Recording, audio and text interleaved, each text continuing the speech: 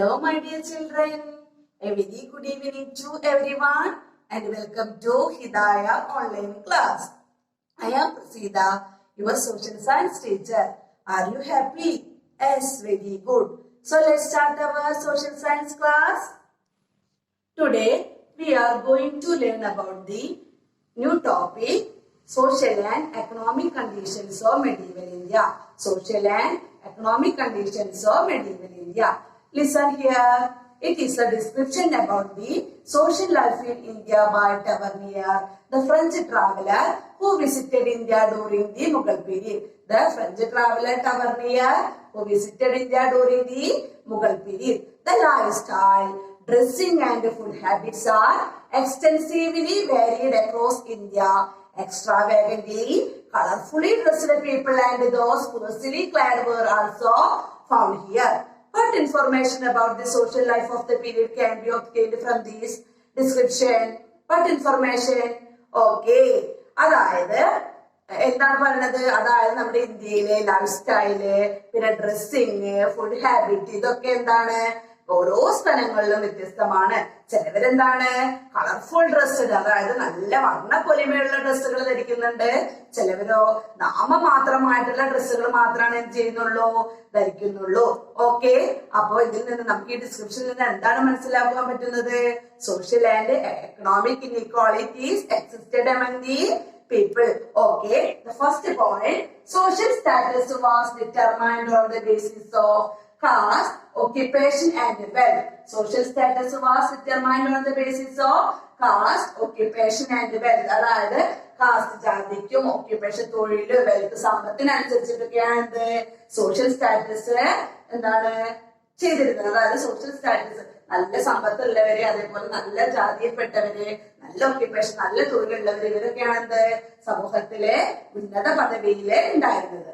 Next one, evil customs like the sati and child marriage prevail. Evil customs like sati and the child marriage prevail. അതായത് evil customs ആയിട്ടുള്ള അനാചാരങ്ങളായിട്ടുള്ള സതിയും അതേപോലെ ശൈശവ വിവാഹം child മാരേജും എന്ത് ചെയ്തിരുന്നു, നിലനിന്നിരുന്നു. Next one, Kings, Lord's, priests, officers, etc. enjoyed higher social status. Kings, lords, priests, officers, etc. enjoyed higher social status.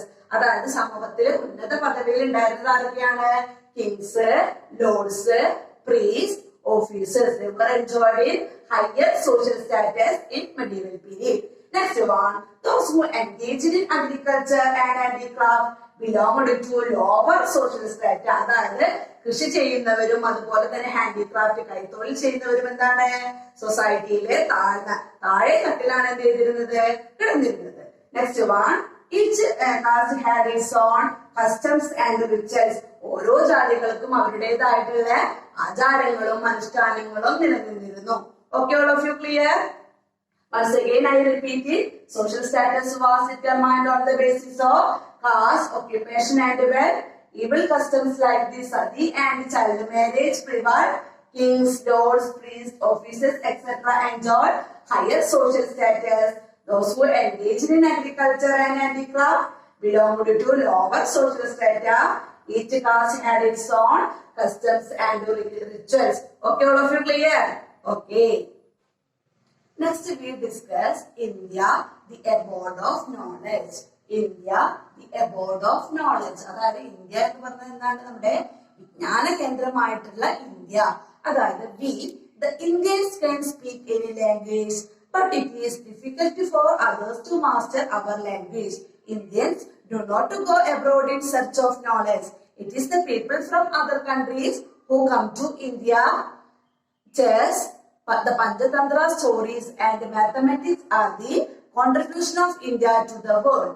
These are the words of Amir Khusro, the poet who lived during the Sultanate period. It is a word of Amir Khusro, the poet who lived in India during the Sultanate period. What information can you obtain from this description? What information can you obtain from this description? അതായത് എന്താണ് നമുക്ക് ഈ ഡിസ്ക്രിപ്ഷനിൽ നിന്ന് മനസ്സിലാവുന്നത്? അതായത് നമ്മൾക്ക് നമ്മുടെ ഇന്ത്യക്കാർക്ക് എന്താണ് ഏത് ഭാഷയും സംസാരിക്കാനാവും. എന്നാൽ എന്താണ് മറ്റുള്ളവർക്ക് നമ്മുടെ ഭാഷ എന്ത് ചെയ്യില്ല, പെട്ടെന്ന് വഴങ്ങില്ല, അവർക്ക് എന്താണ് ബുദ്ധിമുട്ടാണ്. അതുപോലെ തന്നെ നമ്മൾ ഇന്ത്യക്കാരെന്താണ് വിജ്ഞാനത്തിന് വേണ്ടിയിട്ട് വേറെ രാജ്യങ്ങളിലേക്കൊന്നും പോകുന്നില്ല, അവരൊക്കെ എന്താണ് നമ്മുടെ ഇന്ത്യയിലേക്ക് വരികയാണ് ചെയ്യുന്നത്.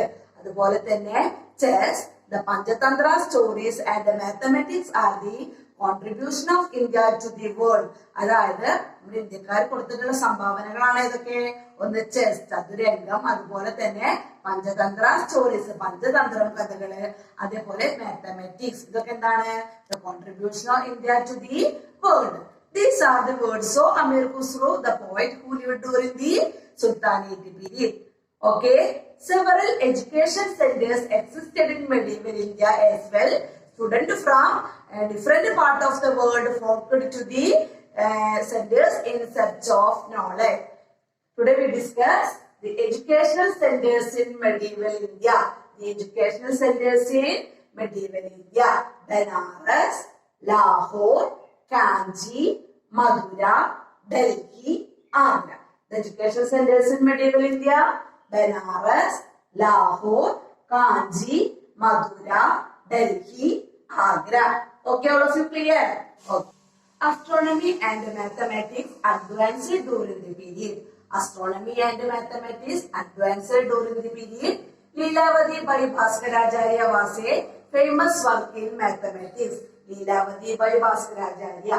Leelavati written by Bhaskaracharya was a famous work in mathematics. Observatories were established in Jaipur, Delhi, Ujjain, Benares. The observatories were established in Jaipur, Delhi, Ujjain, Benares. Okay, അതായത് ഒബ്സർവേറ്ററീസ് എന്ന് പറഞ്ഞാൽ വാന നിരീക്ഷണ കേന്ദ്രങ്ങൾ. അത് എവിടെയൊക്കെയാണ് എസ്റ്റാബ്ലിഷ് ചെയ്തിട്ടുള്ളത്? Jaipur, Delhi, Ujjain, Banaras. Okay, all of you clear? Astronomy and mathematics advanced during the period. Leelavati by Bhaskaracharya was a famous work in mathematics. Observatories were established in Jaipur, Delhi, Ujjain and Benares. Okay, all of you clear?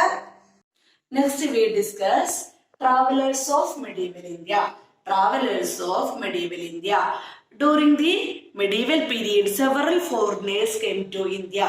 During the medieval period, several foreigners came to India. The travelers of the foreigners provide information about medieval India. The travelers of medieval India, first one, Alberoni, Central Asia. Alberoni reached from Central Asia. Niccolo Conti, Italian traveler. Ibn Battuta, Moroccan traveler. Ralph Fitch, English traveler. Bernier, French traveler. Tavernier, French traveler. Okay, Alberoni reached from Central Asia. Niccolo Conti from Italian traveler. Ibn Battuta, Moroccan traveler. Ralph Fitch, English traveler. Bernier, French traveler. Tavernier, French traveler. Okay, all of you clear? Review of today's class: social and economic conditions of medieval India. അതുപോലെ തന്നെ ഏതാണ് India, the abode of knowledge, travelers of medieval India. I conclude my class. All of you understood all topics. Okay, thank you. Take care.